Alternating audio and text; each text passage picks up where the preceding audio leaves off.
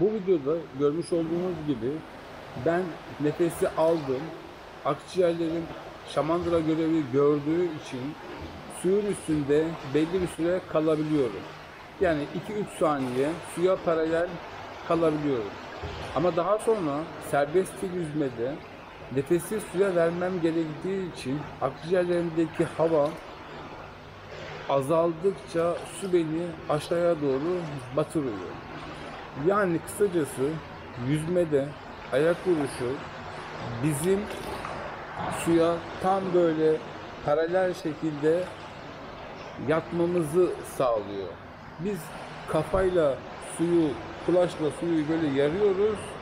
Bütün vücudumuz bu şekilde, tam bu şekilde kafayla yardığımız yerden geçmesi gerekiyor. Ayak vuruşu örneğini aslında en iyi bu şekilde örneklendirebiliriz. Arkadaşlar bu tahta bizim vücudumuz. Biz yüzerken suyun yüzeyinde böyle suya paralel uzanmak zorundayız. Bakın burası bizim kafamız olsun. Kafamızla yarmış olduğumuz suyu bakın bütün vücut paralel bir şekilde devam ettirmeli. Bir ok gibi oradan biz giriş yapmalıyız suya ki sürtünme kuvvetimiz iyice azalsın. Mesela bizim ayaklarımız eğer zayıf çalışıyorsa bakın şu an işte biz buyuz. Ayak vuruşlarımız iyi olmadığı için bakın şu an kafa yukarıda kalıyor. Bakın bu şekilde. Biz bu şekilde izliyoruz. Biz ne zaman ki ayak vuruşlarımızı daha etkili bir hale getirdik şu pozisyona giriyoruz. Aslında konu bu. Şimdi geldik serbest yüzme için ayak vuruşu nasıl çalışılır? Çok basit. Havuzun kenarından tutuyorum.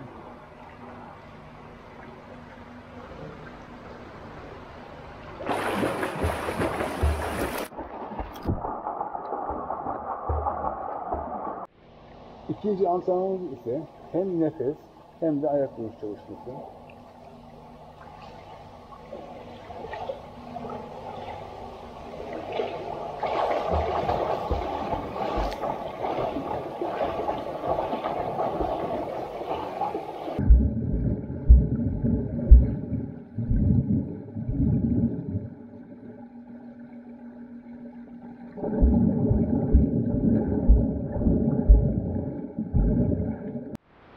Şimdi geldik tahtayla ayak vuruş çalışmalarına. Tahtayı yukarıdan tutuyoruz. Bunu binlerce kez görmüşsünüzdür.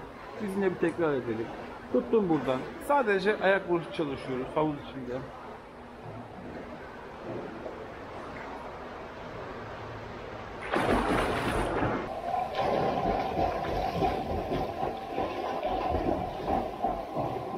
Evet, diğer bir antrenman ise yüzme tahtasını alttan tutuyorum.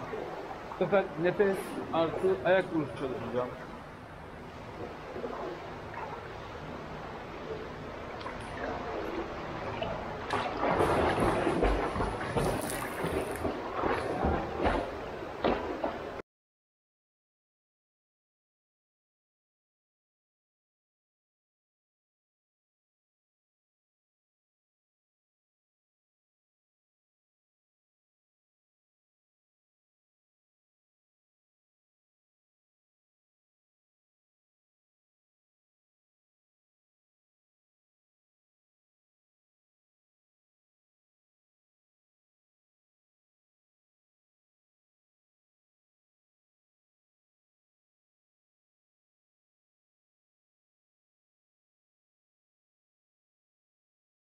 Şimdi ayak vuruşu yaparken bileğimiz bu şekilde olmayacak. Bu. Yani biz böyle yüzdüğümüz zaman parmak ucu tam böyle karşıyı gösterecek. Bilekleri kapatıyoruz. Şu.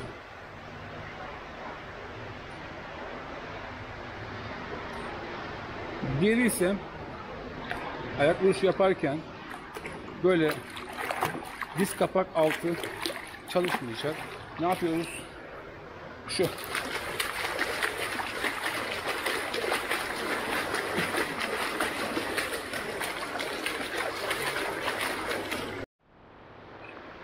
Aslında bunu havuz kenarından çalışmak daha iyi. Niye? Ayak vuruşu kalça itibariyle başladığı için burada en azından kalçamızın oynayıp oynamadığımı, çalışıp çalışmadığımı, yani şu üst bacak, hani şu hatayı yapıyoruz ya, en azından havuz kenarında çalışırsak şunu bakın, üst bacak devreye girmiş oluyor. En azından bunu görmüş oluyoruz. Çalışıyor mu, çalışmıyor mu? Yani şunu yapıyor muyuz? Zayıf ayak vuruşunu, yoksa en azından şuralar çalışıyor mu? Arkadaşlar, bütün sporlarda ne kadar teknik, o kadar basit diye bir tabir var. Benim de tenis hayatım boyunca en sevdiğim mottom bu olmuştu. Bizim yüzmede çok fazla yorulmamızın sebebi ilk başlarda tekniğimizin tam olarak oturmayışıdır. Bu kadar. Tekniğimizin oturması bir anda olmaz arkadaşlar. Yoksa 10.000 saat teorisi olmazdı, milyon teorisi olmazdı. Ya bir işte çok mükemmel olmak istiyorsanız 10.000 saat teorisi var. Tabii ki bu hani bizim gibi amatör yüzücü için geçerli değil.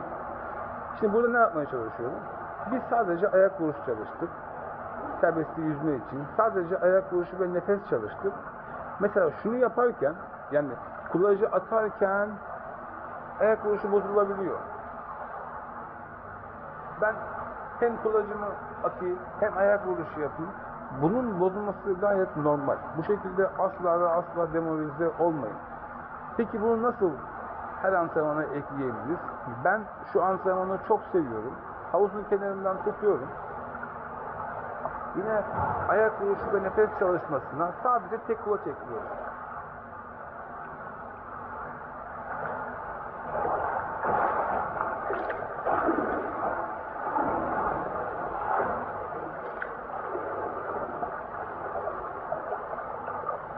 Yani hem elimi düşüneceğim, hem kulacımı düşüneceğim, hem nefesimi düşüneceğim, hem ayağımı çevireceğim. İşte aslında bizim gibi herhangi bir spora diyelim, sadece yüzme değil, bir spora yeni başlayan kişiler bu multifaktöriyel etkenleri bir araya getirirken mutlaka bozulma olacaktır. Ya sen kulacını düşünüyorsun, eyvah ayak gitti, nefesini alıyorsun, eyvah kulacın bozuldu. Bunlar olacak arkadaşlar. Yani bunu şu an ben de yaşıyorum. Yıllarca öğrencilerimin de yaşadığı bunları. Gayet normal şeyler. Ama biz ne yapacağız? Sadece ayak vuruşu. İlk antrenman bir. İkincisi ayak vuruşu ve nefes. Ama her antrenmana ayak vuruşunu mutlaka, kulak çalışmalarını mutlaka eklemek zorundayız.